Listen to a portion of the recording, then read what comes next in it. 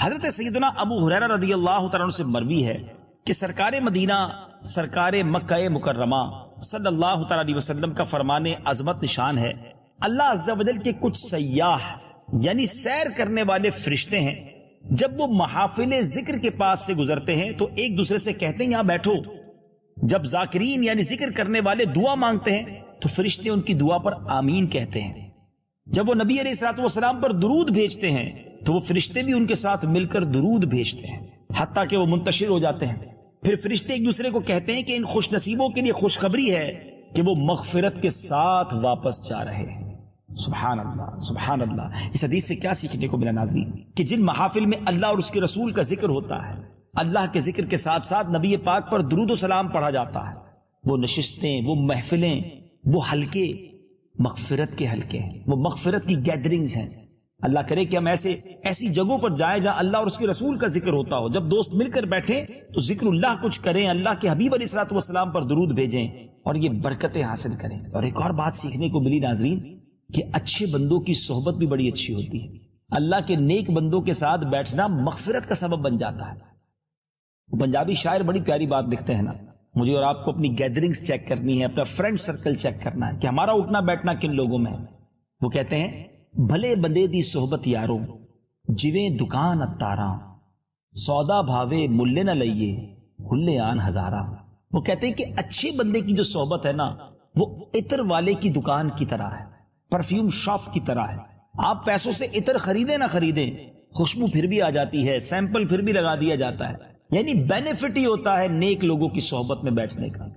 لیکن جو لوگ برے لوگوں کے ساتھ بیٹھتے ہیں، ذرا اگلا پارٹ سنیے، وہ شاعر لکھتے ہیں برے بندے دی صحبت یاروں جویں دکان لوہاراں، کپڑے پاویں کنج کنج پئیے چنگا پین ہزاراں۔ وہ کہتے ہیں کہ جو برے لوگ ہوتے ہیں نا، اللہ کے نافرمان ہوتے ہیں، ان کی صحبت ایسی ہے، ان کا قریب جانا ایسا ہے جیسے آپ لوہار کی دکان پہ چلے جائیں۔ کپڑے کتنے ہی بچا لیں، لوہار کی دکان پر چنگاریاں اڑتی ہیں اور وہ کپڑوں میں سوراخ کر ہی دیتی ہیں۔ جو لوگ کہتے ہیں نا میں دوستوں کے ساتھ بیٹھتا ہوں، میں شراب نہیں پیتا، وہ پیتے ہیں، میں جوا نہیں کھیلتا بس دوست کھیلتے ہیں، میں تو کمپنی دیتا ہوں۔ نہیں ناظرین، ہمیں ایسے لوگوں کے ساتھ نہیں بیٹھنا جو اللہ کی نافرمانی کرتے ہیں۔ ہمیں ان جگہوں پر جانا ہے کہ جہاں جانے سے مغفرت کی خیرات مل جائے، ان نیک لوگوں پر رحمتیں برسے اور اس کا حصہ ہمیں مل جائے۔ تو یہ حدیث کا پیغام بھی آپ کو دینا تھا، اور اب چلتے ہیں پیغام قرآن کی طرف۔ آج کا جو ٹاپک ہے وہ بڑا ہی نرالا ہے اور بڑا ہی انوکھا ہے، قبولیت دعا کا مقام۔ وہ کون سا مقام تھا کہ جہاں پر اللہ کے نبی کی دعا قبول ہوئی؟ سبحان اللہ۔ اسلامی تاریخ کا ایک ایسا کردار حضرت عیسیٰ علیہ الصلوۃ والسلام کی والدہ حضرت مریم رضی اللہ تعالی عنہا کا ہے کہ جب جب ان کے حالات زندگی پڑھتے ہیں عقل حیران ہو جاتی ہے۔ آئیے کچھ امیزنگ معلومات آج کے پروگرام میں آپ کو دینے کی کوشش کرتے ہیں۔ حضرت عیسیٰ علیہ الصلوۃ والسلام کی والدہ ماجدہ حضرت مریم رضی اللہ تعالی عنہا کے والد کا نام عمران اور ماں کا نام حنا تھا۔ جب بی بی مریم اپنی ماں کے شکم میں تھی، پیٹ میں تھی، اس وقت ان کی ماں نے یہ منت مان لی تھی کہ جو بچہ پیدا ہوگا اس کو بیت المقدس کی خدمت کے لیے آزاد کر دوں گی۔ چنانچہ جب حضرت مریم پیدا ہوئی تو ان کی والدہ ان کو بیت المقدس لے کر گئیں۔ اس وقت بیت المقدس کے تمام عالموں اور عابدوں کے امام حضرت زکریا علیہ الصلوۃ والسلام تھے، جو حضرت مریم کے خالو بھی تھے۔ حضرت زکریا نے حضرت مریم رضی اللہ تعالی عنہا کو اپنی کفالت میں، اپنی پرورش میں لے لیا اور بیت المقدس کی بالائی منزل میں تمام منزلوں سے الگ ایک محراب بنا کر حضرت مریم کو اس محراب میں ٹھہرایا۔ چنانچہ حضرت مریم رضی اللہ تعالی عنہا اس محراب میں اکیلی عبادت میں مصروف رہتی، اللہ تعالیٰ کی عبادت میں مصروف رہتی۔ حضرت زکریا صبح و شام محراب میں ان کی خبر گیری کے لیے آتے اور خورد و نوش کا انتظام کرتے، ان کو کھانا وغیرہ بھی پہنچاتے۔ چند ہی دنوں میں حضرت مریم رضی اللہ تعالی عنہا کی محراب کے اندر یہ کرامت نمودار ہوئی کہ جب حضرت زکریا علیہ الصلوۃ والسلام محراب میں جاتے تو وہاں سردیوں میں گرمی کے پھل اور گرمیوں میں سردی کے پھل انہیں نظر آتے۔ حضرت زکریا علیہ الصلوۃ والسلام نے حیران ہو کر پوچھا کہ اے مریم، یہ پھل کہاں سے تمہارے پاس آتے ہیں؟ تو حضرت مریم یہ جواب دیتی کہ یہ پھل اللہ کی طرف سے آتے ہیں اور اللہ جس کو چاہتا ہے بلا حساب روزی دیتا ہے۔ حضرت زکریا علیہ الصلوۃ والسلام کو اللہ عز و جل نے نبوت کے شرف سے نوازا تھا، مگر ان کے کوئی اولاد نہیں تھی اور وہ بالکل ضعیف ہو چکے تھے۔ برسوں سے ان کے دل میں فرزند کی، بیٹے کی تمنا تھی، بار بار انہوں نے گر گڑا کر اللہ تبارک و تعالیٰ سے اولاد نرینہ کے لیے دعا بھی مانگی تھی، مگر خدا کی شان بے نیازی کہ ابھی تک انہیں اولاد نصیب نہ ہوئی تھی۔ جب انہوں نے حضرت مریم رضی اللہ تعالی عنہا کی محراب میں یہ کرامت دیکھی کہ اس جگہ بے موسم کا پھل آ جاتا ہے، تو ان کے دل میں یہ خیال آیا کہ میری عمر بھی اب اتنی ضعیفی والی ہو چکی ہے کہ اب میرے یہاں اولاد کے پھل کا موسم تو ختم ہو گیا ہے، مگر میرا رب جب چاہے اپنی قدرت کا نظارہ دکھا سکتا ہے۔ تو حضرت مریم رضی اللہ تعالی عنہا کی محراب میں انہوں نے دعا مانگی، اللہ سے پھر اولاد کی دعا مانگی، اور اللہ تعالیٰ نے آپ کی دعا قبول کر لی اور بڑھاپے میں آپ کو فرزند عطا کیا، جس کا نام خود اللہ عز و جل نے یحییٰ رکھا، اور اللہ تعالیٰ نے ان کو بھی نبوت کا شرف عطا فرمایا۔ سبحان اللہ، سبحان اللہ۔ ناظرین، کیا کمال کی بات ہے۔ اب آئیے اس خوبصورت واقعے کو رب عز و جل نے قرآن پاک میں خود کیسے بیان فرمایا ہے، قرآن پاک کی تلاوت سنتے ہیں، اس کا ترجمہ سنتے ہیں، اور پھر بات کو آگے لے کے چلتے ہیں۔ یہ واقعہ قرآن پاک میں 3 پارے سورہ آل عمران آیت نمبر 37 سے لے کر 39 میں موجود ہے۔ تلاوت قرآن سنتے ہیں، ترجمہ قرآن سنتے ہیں۔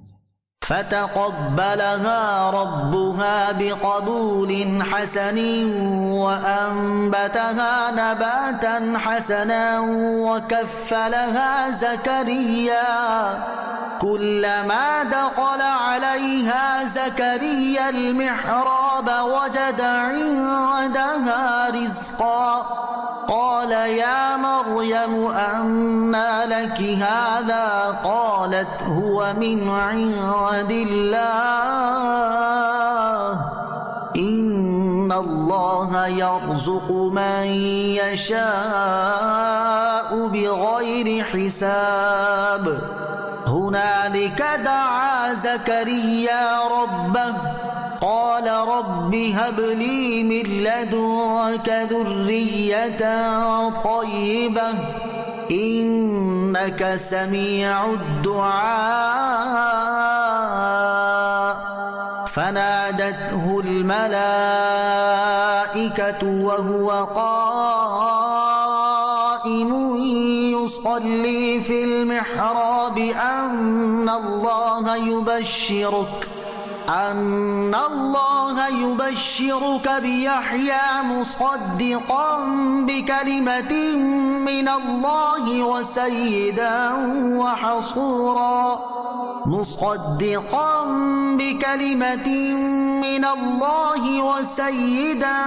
وحصورا ونبيا من الصالحين۔ تو اسے اس کے رب نے اچھی طرح قبول کیا اور اسے اچھا پروان چڑھایا اور اسے زکریا کی نگہبانی میں دیا۔ جب زکریا اس کے پاس اس کی نماز پڑھنے کی جگہ جاتے، اس کے پاس نیا رزق پاتے، کہا اے مریم یہ تیرے پاس کہاں سے آیا؟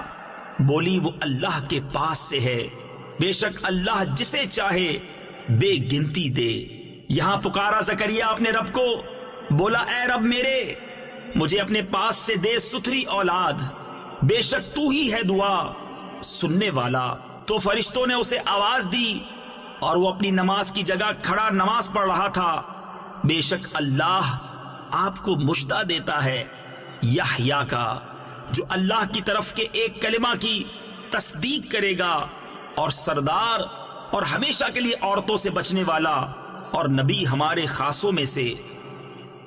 جی ناظرین، کمال کا واقعہ ہے۔ حضرت زکریا علیہ السلام کی دعا کس انداز سے رب نے قبول کی، بیٹا دیا تو وہ بھی کیسا دیا، اور اسے نبوت کا شرف بھی عطا کیا۔ اس خوبصورت واقعے سے مجھے اور آپ کو آج کیا سیکھنا ہے؟ پہلی بات جو علماء نے لکھی کہ اس واقعے سے کیا معلوم ہوا کہ حضرت مریم رضی اللہ تعالی عنہا صاحب کرامت اور مرتبہ ولایت پر فائز ہیں، کیونکہ خدا کی طرف سے ان کی محراب میں پھل آتے تھے، اور وہ بھی جاڑوں کے، یعنی سردیوں کے موسم میں گرمیوں کے پھل، گرمیوں کے موسم میں سردیوں کے پھل۔ یہ ان کی ایک عظیم و شان کرامت ہے جو ان کی ولایت کی شاہد ہے۔ اور یہاں ایک اور بات بڑی کیٹیگوریکلی کلیئر ہو جاتی ہے کہ اللہ کے ولیوں کی کرامت کا ثبوت تو قرآن سے موجود ہے۔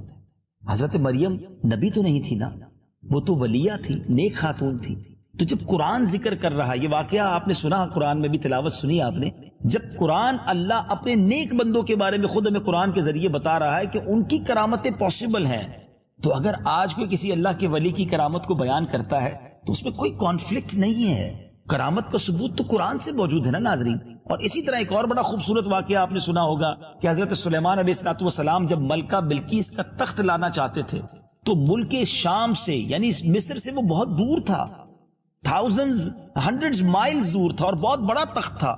مگر قرآن کہتا ہے نا کہ آپ کے ساتھ بیٹھے ہوئے ایک ایسا شخص جس کے پاس کتاب کا علم تھا، ان کے بارے میں بتایا جاتا ہے ان کا نام آصف بن برخیہ تھا، اور انہوں نے کہا تھا کہ حضور میں آپ کے پلک جھپکنے سے پہلے وہ تخت یہاں لا سکتا ہوں، اور ایسا ہی ہوا. قرآن میں اس کا ذکر ہے. تو اب بتائیے نا کہ جب قرآن اولیاء کرام کی، اللہ تعالیٰ کے نیک بندوں کی کرامتوں کو ذکر کر رہا ہے تو پھر ہمیں کیا پرابلم ہے؟ اللہ تعالیٰ جسے چاہے جو اختیار دے. مگر اس کرامتوں کے بارے میں جو کنفیوژن پیدا ہو جاتی ہے وہ میں آج کلیئر کر دیتا ہوں. بیسیکلی اگر کوئی شخص یہ سمجھتا ہے کہ اگر اللہ کا کوئی ولی، صحابی رسول یا نبی جو اس طرح کی کرامت یا اس طرح کی کوئی مدد فرماتے ہیں وہ اپنی طرف سے فرماتے ہیں تو یقیناً یہ شرک ہے. لیکن اگر کوئی یہ سمجھتا ہے کہ اللہ کی عطا سے، اللہ کی مہربانی سے اللہ تعالیٰ انہیں کچھ عطا فرماتا ہے یہ کمالات، اور وہ اس طرح کی کرامتیں دکھاتے ہیں، اللہ کی عطا ہے نا، اللہ چاہتا ہے تو یہ کرتے ہیں، تو اس میں میرا خیال ہے کوئی کنفیوژن نہیں ہونی چاہیے.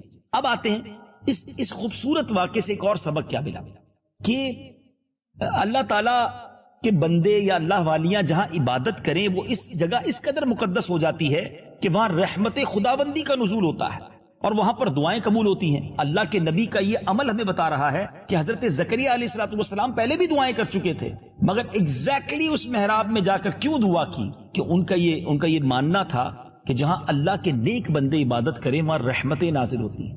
تو جہاں اللہ کے نیک بندے عبادت کریں وہ جگہ دعاؤں کی قبولیت کی جگہ بن جائے.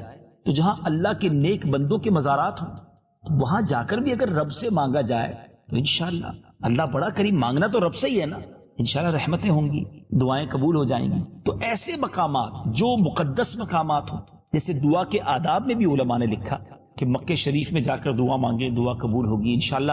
اور کعبے کے سامنے جائیں تو اور امپورٹنٹ ہے اور برکت والی جگہ ہے. صفا مروہ جس کو اللہ نے اپنی نشانی قرار دیا وہ دعاؤں کی قبولیت کا مقام ہے.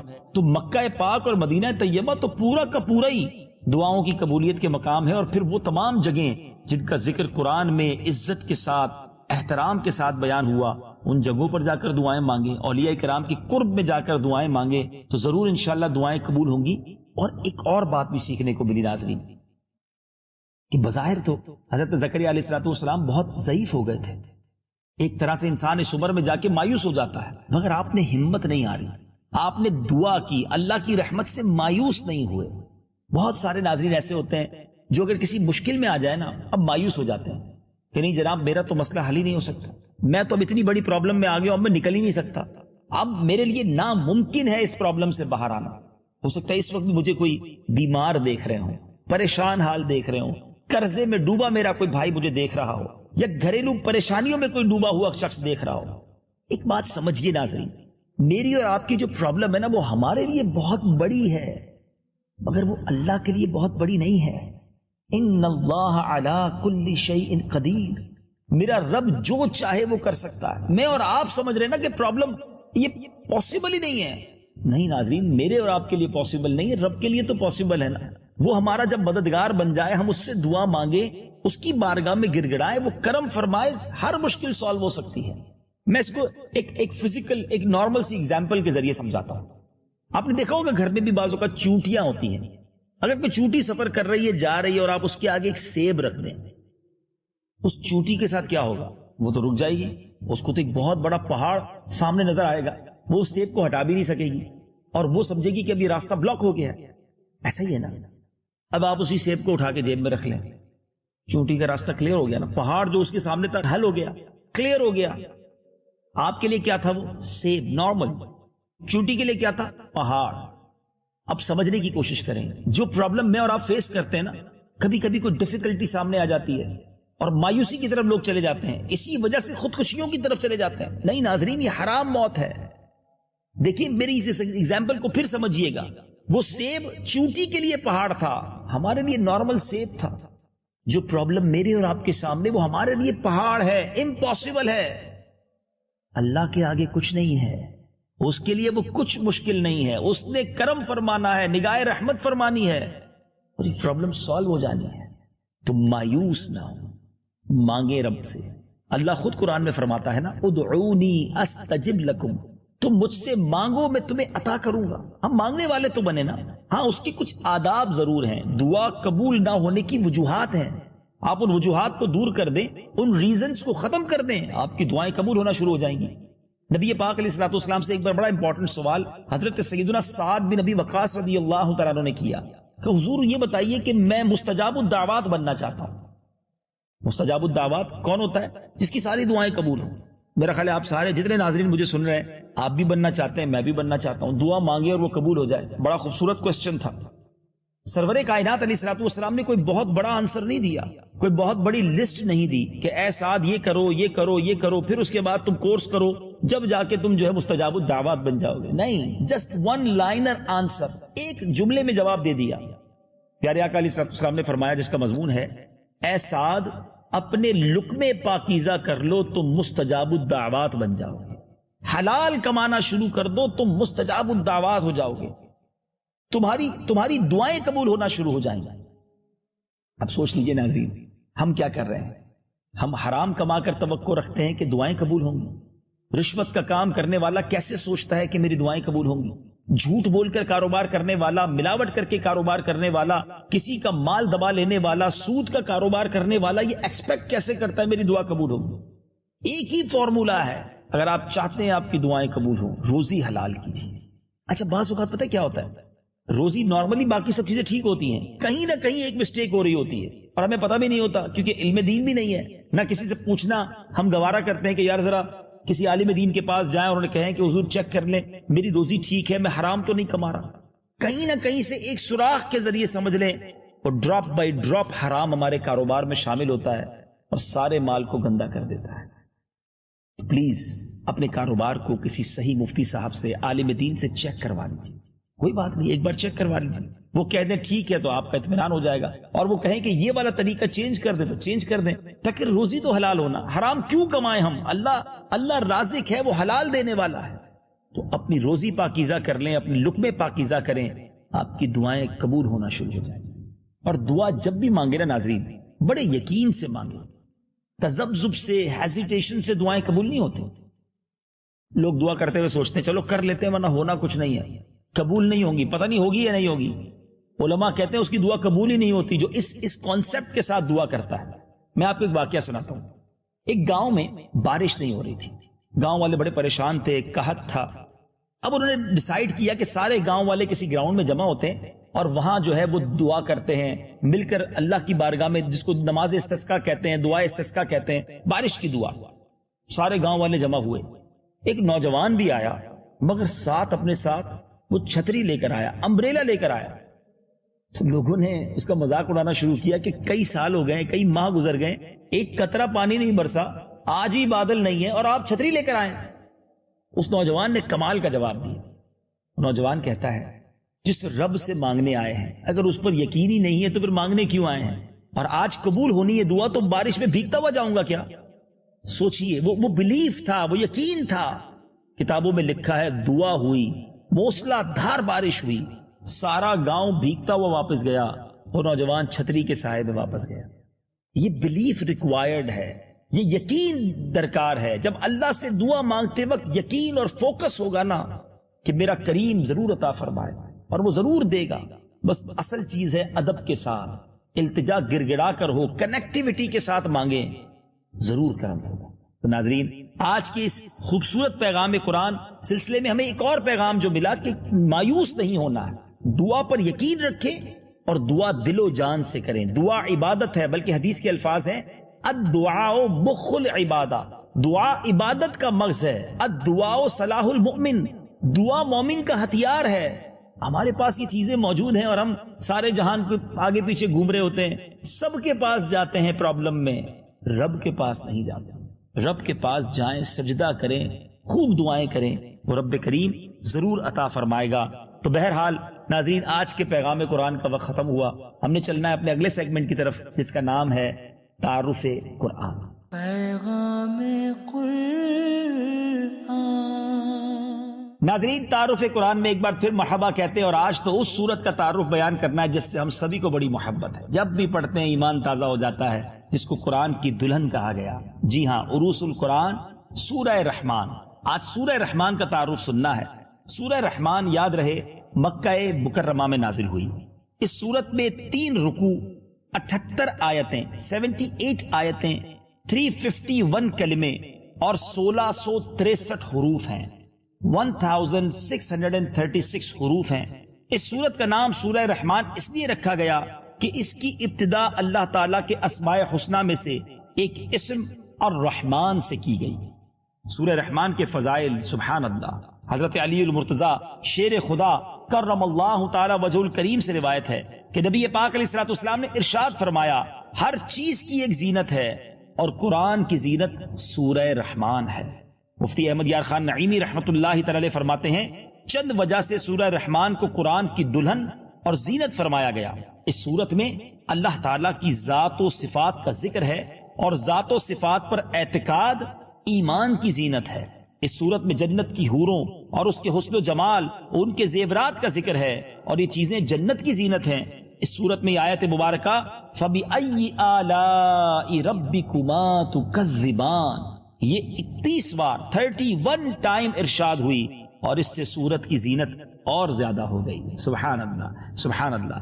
نمبر 2، حضرت فاطمہ الزہرا رضی اللہ تعالیٰ عنہ سے روایت ہے کہ نبی پاک علیہ الصلوۃ والسلام نے ارشاد فرمایا، سورہ حدید، سورہ واقعہ اور سورہ رحمان کی تلاوت کرنے والے کو زمین و آسمان کی بادشاہت میں جنت الفردوس کا مکین پکارا جاتا ہے۔ کیا بات ہے، پھر ریپیٹ کر دیتا ہوں، ان صورتوں کو اپنے معمولات میں شامل کر لیجئے۔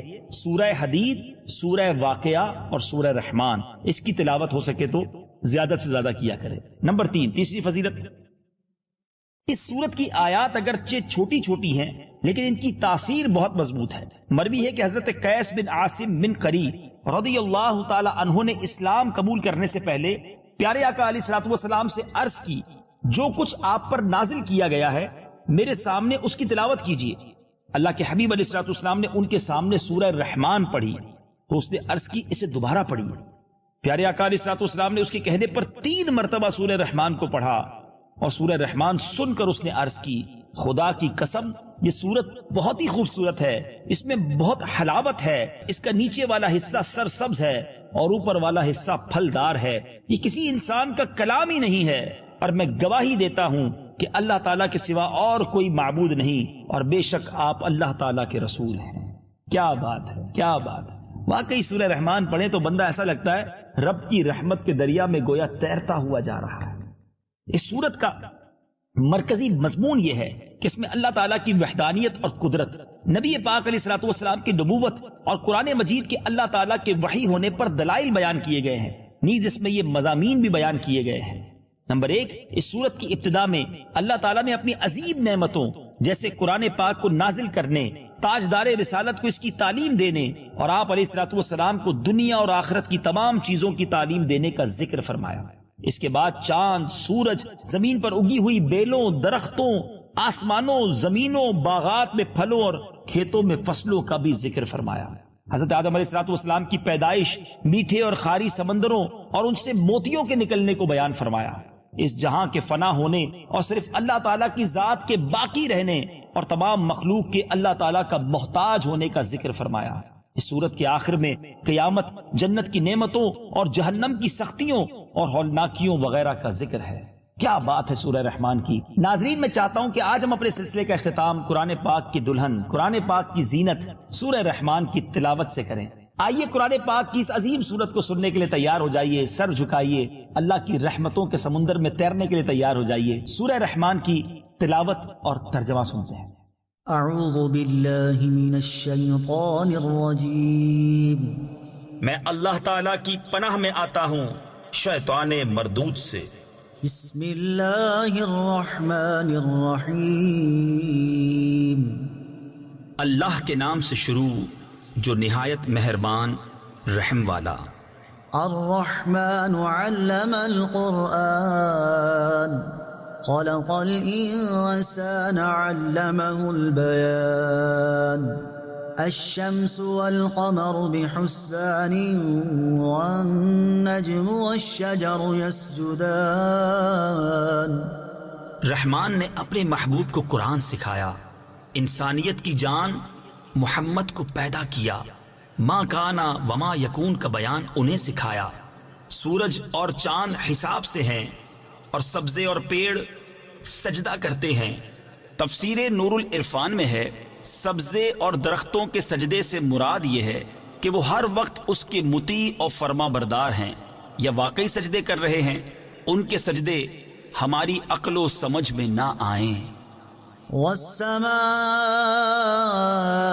رفعها ووضع الميزان ألا تطغوا في الميزان وأقيموا الوزن بالقسط ولا تخسروا الميزان والأرض وضعها للأنام فيها فاكهة والنخل ذات الأكمام والحب ذو العصف والريحان فبأي آلاء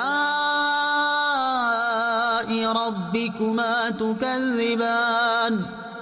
اور آسمان کو اللہ نے بلند کیا اور ترازو رکھی کہ تراز یعنی ترازو میں بے اعتدالی یعنی نا انصافی نہ کرو اور انصاف کے ساتھ تول قائم کرو اور وزن نہ گھٹاؤ.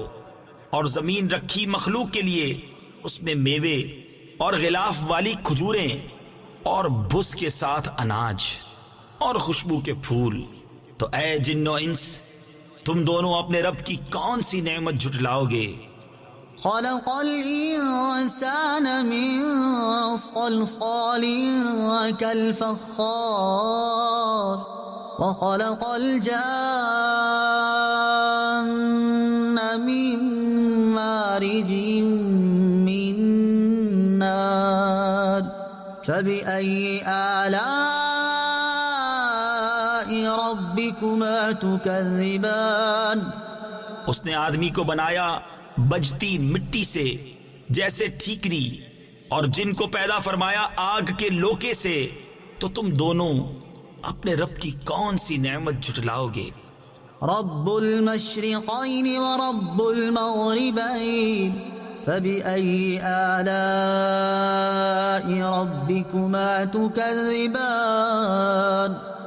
دونوں پورب کا رب اور دونوں پچھم کا رب، تو تم دونوں اپنے رب کی کون سی نعمت جھٹلاؤ گے؟ مرج البحرين يلتقيان بينهما برزخ لا يبغيان فبأي آلاء ربكما تكذبان. اس نے دو سمندر بہائے کہ دیکھنے میں معلوم ہو ملے ہوئے، اور ہے ان میں روک کہ ایک دوسرے پر بڑھ نہیں سکتا. تو اپنے رب کی کون سی نعمت جھٹلاؤ گے؟ يخرج منهما اللؤلؤ والمرجان فبأي آلاء ربكما تكذبان. ان میں سے موتی اور مونگا نکلتا ہے، تو اپنے رب کی کون سی نعمت جھٹلاؤ گے؟ وله الجوار المنشآت في البحر كالأعلام. اور اسی کی ہیں وہ چلنے والیاں کہ دریا میں اٹھی ہوئی ہیں جیسے پہاڑ. تفسیر خزائن العرفان میں ہے اس آیت مبارکہ میں دریا میں چلنے والیوں سے مراد کشتیاں ہیں کہ ان کشتیوں کا چلنا اور تیرنا یہ سب اللہ کی قدرت سے ہے. فبأي آلاء ربكما تكذبان. تو اپنے رب کی کون سی نعمت جھٹلاؤ گے؟ كل من عليها فان ويبقى وجه ربك ذو الجلال والإكرام فبأي آلاء ربكما تكذبان. زمین پر جتنے ہیں سب کو فنا ہے، اور باقی ہے تمہارے رب کی ذات عظمت اور بزرگی والا. تو اپنے رب کی کون سی نعمت جھٹلاؤ گے؟ يسأله من في السماوات والأرض كل يوم هو في شأن. اسی کے منگتا ہیں جتنے آسمانوں اور زمین میں ہیں، اسے ہر دن ایک کام ہے۔ تفسیر خزائن العرفان میں ہے یہ آیت یہود کے رد میں نازل ہوئی کیونکہ وہ کہتے تھے کہ اللہ تعالیٰ سنیچر کے دن کوئی کام نہیں کرتا۔ بتایا گیا کہ وہ ہر وقت اپنی قدرت کے آثار ظاہر فرماتا ہے۔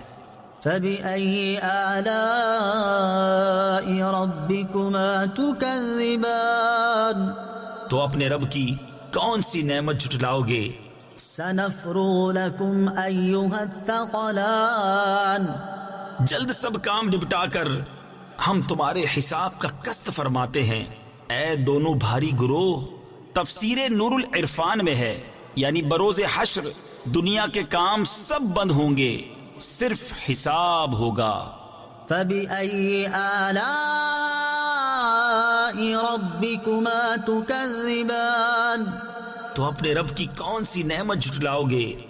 يا معشر الجن والإنس إن استطعتم أن تنفذوا من أقطار السماوات والأرض فانفذوا لا تنفذون إلا بسلطان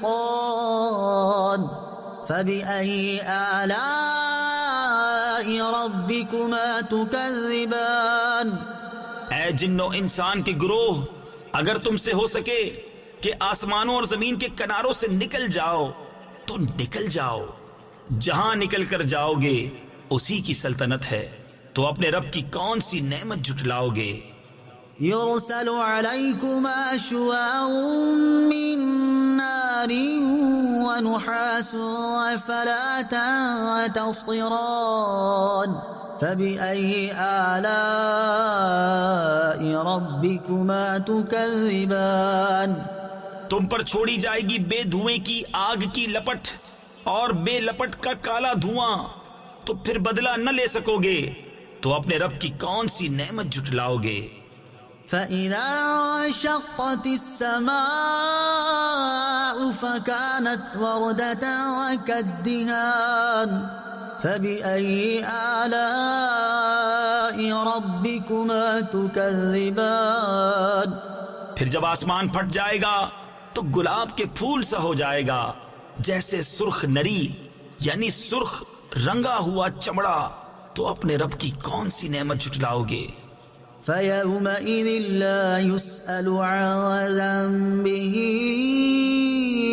إنس ولا جان تو اس دن گناہگار کے گناہ کی پوچھ نہ ہوگی کسی آدمی اور جن سے۔ تفسیر خزائن العرفان میں ہے اس کا مطلب ہے کہ اس روز فرشتے مجرموں سے دریافت نہ کریں گے، ان کی صورتیں دیکھ کر پہچان لیں گے اور سوال دوسرے وقت میں ہوگا۔ فبأي آلاء ربكما تكذبان تو اپنے رب کی کون سی نعمت جھٹلاؤ گے؟ يعرف المجرمون بسيماهم فيؤخذ بالنواصي والأقدام فبأي آلاء ربكما تكذبان مجرم اپنے چہرے سے پہچانے جائیں گے تو ماتھا اور پاؤں پکڑ کر جہنم میں ڈالے جائیں گے، تو اپنے رب کی کون سی نعمت جھٹلاؤ گے؟ هذه جهنم التي يكذب بها المجرمون يطوفون بينها وبين حميم آن فبأي آلاء ربكما تكذبان یہ ہے وہ جہنم جسے مجرم جھٹلاتے ہیں، پھیرے کریں گے اس میں اور انتہا کے جلتے کھولتے پانی میں، تو اپنے رب کی کون سی نعمت جھٹلاؤ گے؟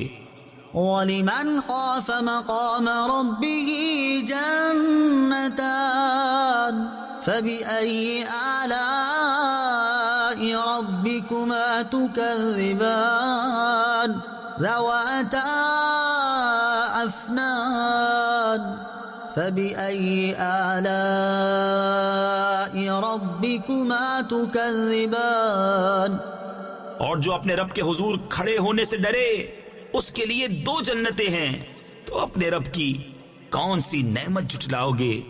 بہت سی ڈالوں والیاں، تو اپنے رب کی کون سی نعمت جھٹلاؤ گے؟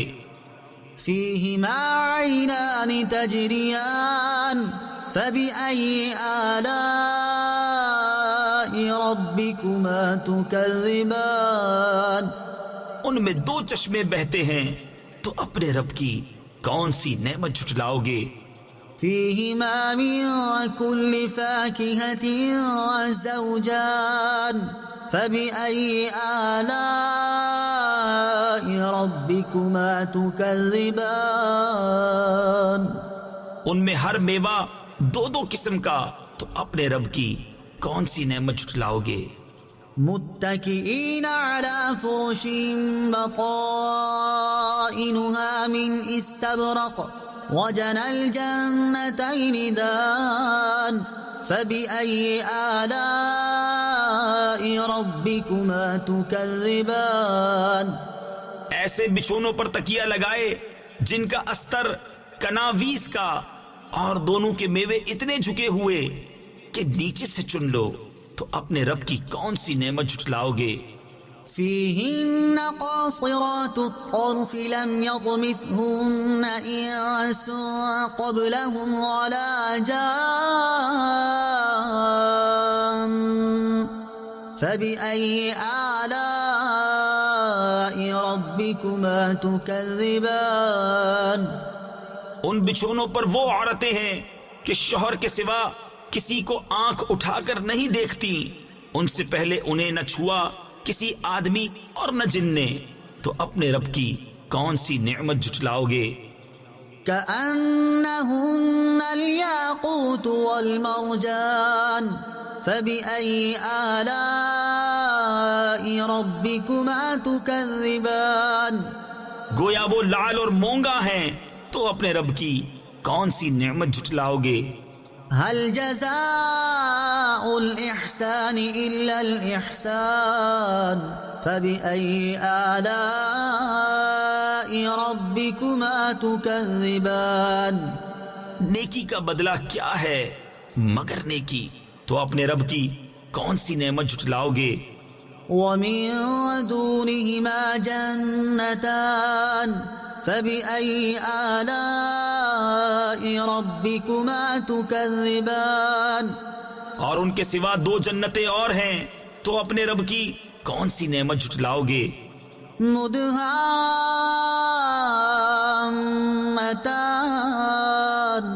فبأي آلاء ربكما تكذبان نہایت سبزی سے سیاہی جھلک دے رہی ہیں، تو اپنے رب کی کون سی نعمت جھٹلاؤ گے؟ فيهما عينان نضاختان فبأي آلاء ربكما تكذبان ان میں دو چشمے ہیں چھلکتے ہوئے، تو اپنے رب کی کون سی نعمت جھٹلاؤ گے؟ فيهما فاكهة ونخل ورمان فبأي آلاء ربكما تكذبان ان میں میوے اور کھجوریں اور انار ہیں، تو اپنے رب کی کون سی نعمت جھٹلاؤ گے؟ فيهن خيرات حسان فبأي آلاء ربكما تكذبان ان میں عورتیں ہیں عادت کی، نیک صورت کی اچھی، تو اپنے رب کی کون سی نعمت جھٹلاؤ گے؟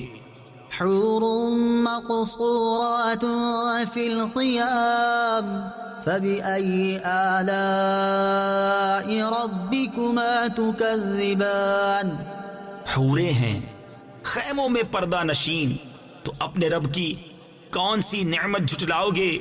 لم يطمثهن إنس قبلهم ولا